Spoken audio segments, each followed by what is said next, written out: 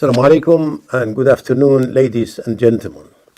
In this episode, we have some nice stories also.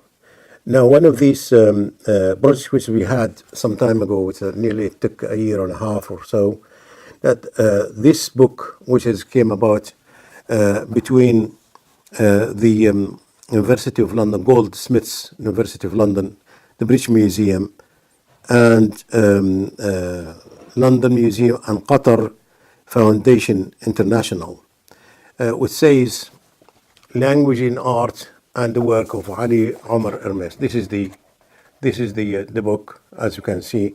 Now, of course, the book is full of images and full of instructions and ideas and stories about the art. Now, from this book, they printed some of the artwork which I have. One of them is the artwork Juha.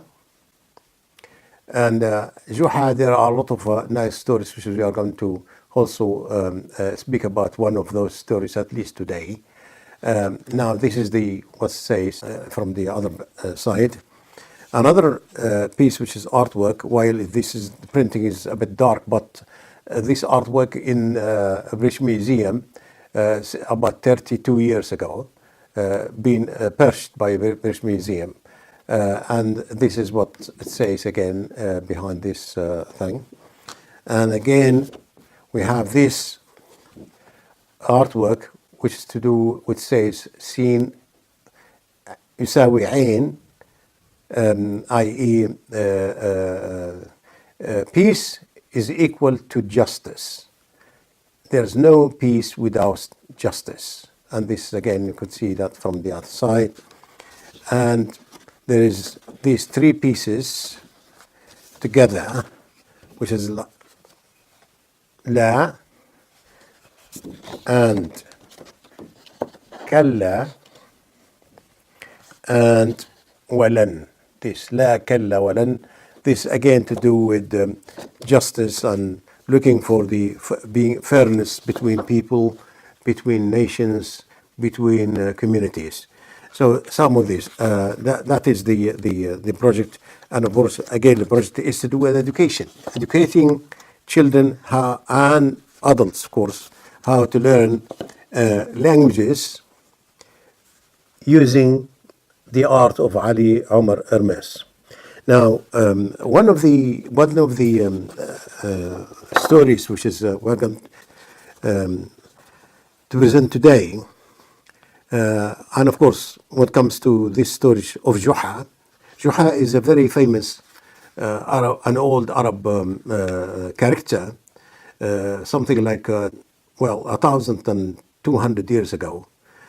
He was that type of person who was, in one way, he was very wise, but sometimes he seems or looked to be like being foolish.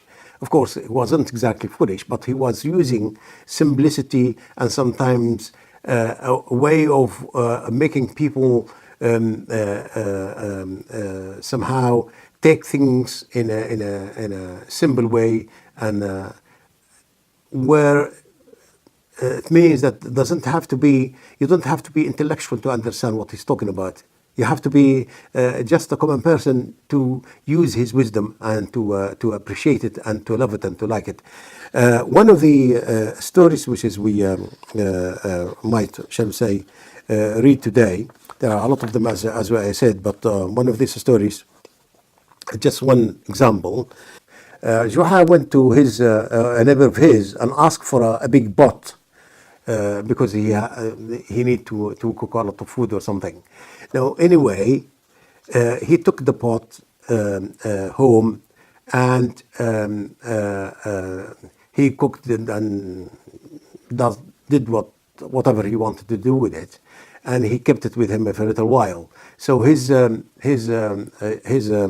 neighbor came back knocking on the door and asking for his pot back. So Juha said to him, "Okay, fantastic, thank you very much indeed. And this is a small pot. It has the big pot just gave birth to a small one."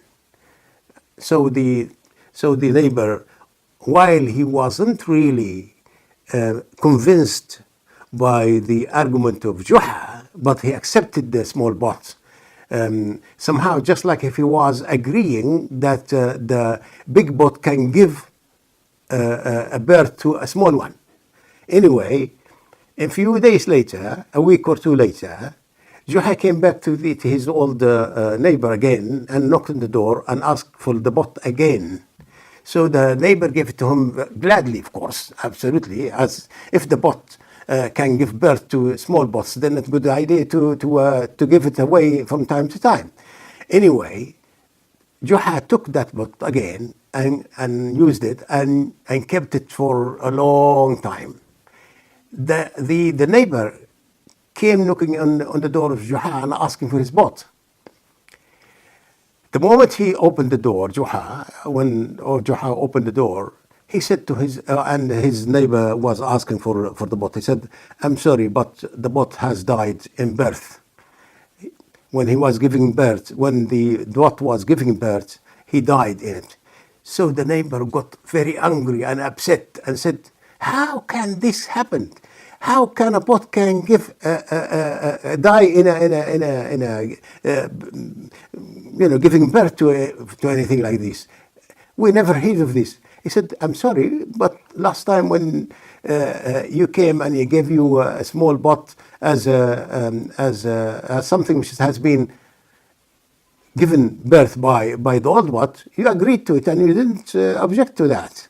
So you cannot now come back and say that the bot wouldn't give any birth to anything like this." So of course the story behind the meaning behind the story, of course, any of us will understand that the story has a deep meaning, which is, of course, for people to understand that a lot of people, even when they see wrong things, they don't object to them as long as it is in their favor. But the moment it is not in their favor, they start to, shall we say, object, and they start to disagree, and they start to argue whatever the thing is. And of course, that is the world of today especially, and it is easy for us to see it because of the ability of all of us to hear this in different types of news, social media, official news, other non-officials, and the rest of it. So we are more aware of how people feel, and more aware of how people, shall we say, look at this. But anyway, this is what it is. Now, there are big things in politics or in social life or in economy or whatever it is, which takes this idea is that the moment everything is in their favor, even if it doesn't make any sense, even if it is not fair, even if it is not yours or theirs, but they will take it and they keep it quiet. The moment it is not in their favor, they start to object. Now, the honorable person, man or woman or anybody, is where people need to be fair in all occasions, in all situations. Coming back to the idea of my diaries, where there's a lot of wise, beautiful sayings, it is easy for you to see how many indications of important poetry or wise sayings or whatever it is by the marks here. How many marks in this, just in this one diary?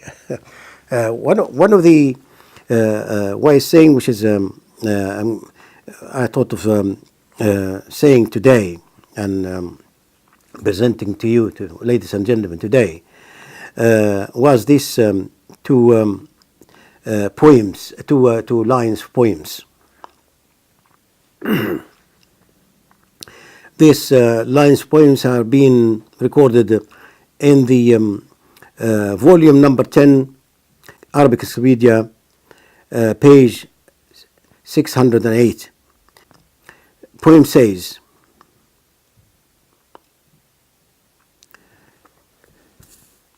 many people or persons. Let me read it in Arabic first, and might, shall I give you an idea for later on. رب ميت قد صار بالعلم حيا ومبقى قد مات جهلا وغيا فاقتنوا العلم كي تنالوا خلودا ولا تعدوا البقاء في الجهل شيئا. Now, the meaning of this says many people who are either dead or very much like dead, i.e. living but without any mark, without any activity, without any influence, without any activity in life or affect the society or doing good for himself or his family or his society. The moment that type person start to learn and become knowledgeable, just like if he been given life, i.e. life has been given by knowledge, i.e. without knowledge, the existence of being on earth without doing anything, very much like if you are dead. While some other people took a long time, just like if they were dead while they are living in life and having their dues and working out their interests and the rest of it, but being not knowledgeable, mainly their activity mainly is going to be negative, bad for them, bad for the society, and bad for humanity altogether. And of course, knowledge, as you know, ladies and gentlemen, it is not only about collecting information.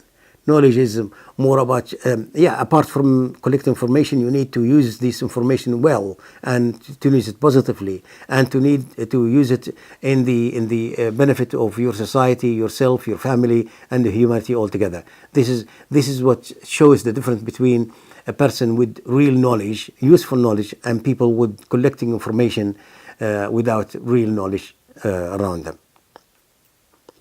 And of course, the next line says that the poet is recommending people to learn and to have knowledge and to seek everlasting positive influence on the world,